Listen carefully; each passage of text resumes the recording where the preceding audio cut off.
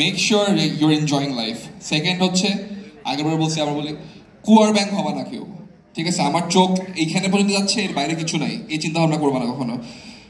You see everything, you hear about everything, you learn about everything. এরপর what you want to pick, that is up to you. তোমার ideology কি হবে লাইফে, তোমার directions কি হবে তোমার লাইফে, that is up to you. But you have to learn, at least know about things that are available out there. তোমরা ভাই আমাদের থেকে অনেক advance, of course that is how future generations work, right? আমরা যখন আমাদের জন্য যেটা ইজিয়ার ছিল, তোমাদের জন্য এটা আরো ইজি। সো তাই না? So easy uncle to say বল, চাচু হয়ে আসছি আমরা সবাই আজকে। সো চাচু অ্যাডভাইসেস এগুলো। সো আরেকটা হচ্ছে, don't limit your selfs to যেটা তোমার হাতের কাছে আছে এটা নিয়ে। এখন AI tools is a real thing, use those things, get smart, work smarter, yes? And at the same time, be passionate about something. Just you guys are all smart kids, so brilliant kids, but unless and until you have something that you're passionate about, তুমি লাইফে কোথাও না কোনো এক পর্যায়ে গিয়ে you feel caged, মনে হয় যে কেউ খাঁচা আটকে রাখছে আমাকে, তাই না? Thank you. প্রশ্ন করবো এখন, ঠিক আছে? তো বেসিক্যালি ডোন্ট feel caged. ভিতরে যদি কোনো প্যাশন থাকে, work on that, make that your future, make that your career. Even if you don't want to do that, at least সাথে রাখবা।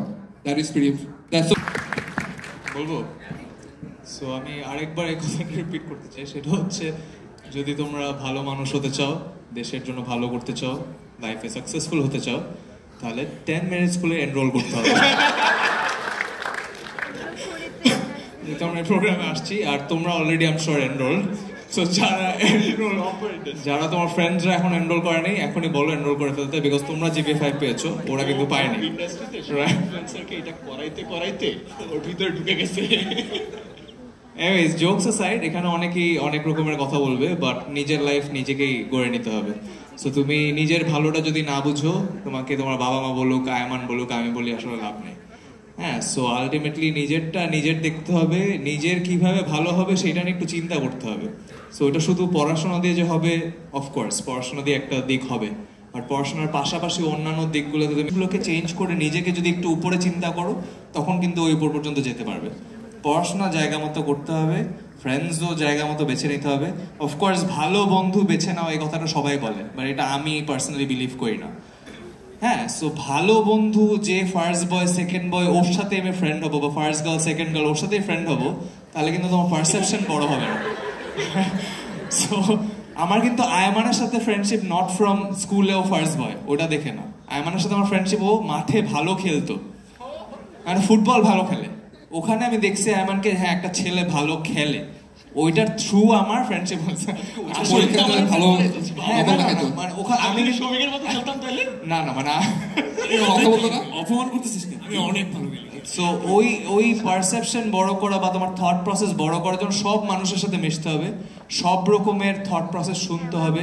আমি একরকম দেখে অন্যরকম মানুষের কথা শুনবো না, এটা কিন্তু হবে না। বিকজ ওটা হইলে তোমার তোমার আউটলুক বড় হবে, তোমার চিন্তা ভাবনা বড় হবে, তখন তুমি ভালো দিকটা বেছে নিতে পারবা যে এইটা হয়তো আমার জন্য ভালো, রাইট? সো আউটলুক বড় করো। আর শুধু বই খাতার দিকে তাকায় থাকলে আমরা হয়তো অত আউটলুক বড় হবে না, বাট যেহেতু এখন গ্লোবাল টাইম, এখন 2025, তোমরা উত্তেজিত 27, তো আরো বেশি উত্তেজিত হতে হবে। ওকে, থ্যাংক ইউ। এটাই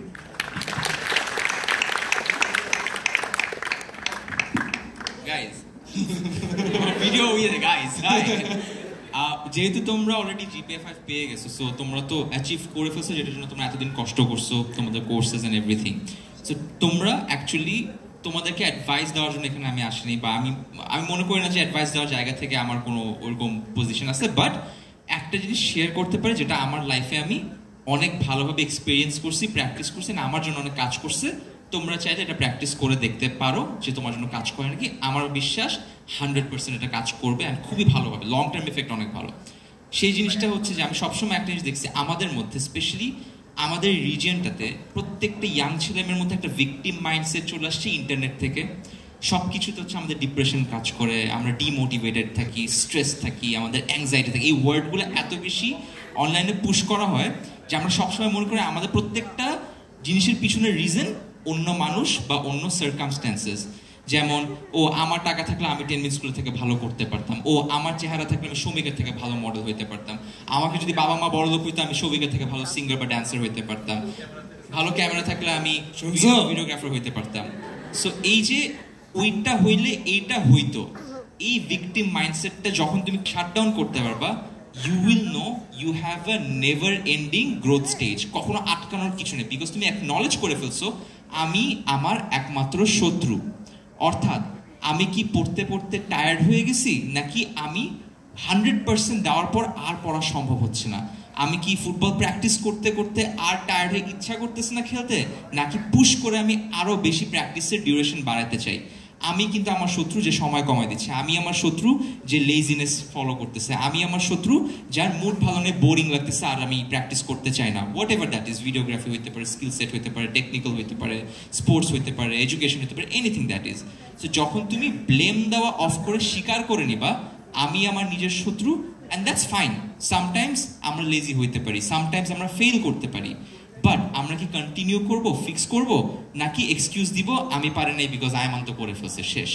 ওকে, সো আমরা ব্লেম দেওয়া যদি বন্ধ করতে পারো, নলেজ করতে পারো আমি একমাত্র নিজের জন্য দায়ী, এটা হচ্ছে লাইফের অনেক বড় একটা সত্যি কথা। এভরি সিঙ্গেল ডিসিশনের যেটা রেজাল্ট আসে এটার জন্য একমাত্র আমরা নিজেরা দায়ী, আর পুরো পৃথিবীর কেউ দায়ী না, কোনো সিচুয়েশন দায়ী না।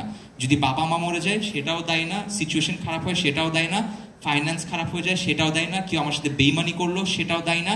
পুরো বাংলাদেশ আমাকে যখন দেখতে পারে না, আমি কখনো ব্লেম করি নাই বাংলাদেশের মানুষ বুঝে না ইন্টারনেট কি জিনিস, আমি একবারও কোথাও বলি নাই। ইনফ্যাক্ট আমি সেটাই করে গেছি যেটা আমার কাছে মনে হয় করতে ভালো লাগে, এবং অ্যাকনলেজ করছি আমার এটা মেবি আমি এখনো মানুষের কাছ পর্যন্ত পৌঁছাইতে পারিনি, নিজেকে অ্যাকসেপ্ট করাতে পারিনি, এটা আমার ফ্ল, আমার ল্যাকিং। একমাত্র তখনই গিয়ে আমি নিজেকে বেটার করতে পারবো। When you find a problem, identify the problem, solve it. Do not blame the system. That's all. Thank you so much.